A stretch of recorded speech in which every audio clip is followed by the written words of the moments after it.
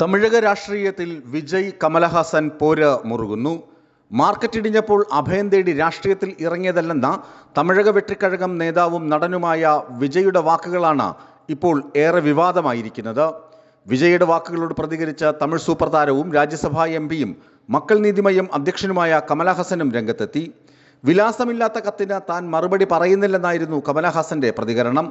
വ്യാഴാഴ്ച മധുരയിൽ നടന്ന തമിഴക വെട്രിക്കഴകം പാർട്ടിയുടെ 2ാം സമ്മേളനത്തിൽ സംസാരിക്കുമ്പോഴാണ് വിജയ് വിമർശനമുന്നയിച്ചത്. ഇതു സംബന്ധിച്ച മാധ്യമപ്രവർത്തകരുടെ ചോദ്യത്തിന് മറുപടി നൽകുകയാണ് കമൽഹാസനും പ്രതികരിച്ചത്. തൻ്റെ പേര് പറഞ്ഞാണോ വിജയുടെ വിമർശനമെന്ന് കമൽഹാസൻ മാധ്യമങ്ങളോട് മറുചോദ്യം ഉന്നയിച്ചു. ആരുടെയെങ്കിലും പേര് പറഞ്ഞിട്ടുണ്ടോ?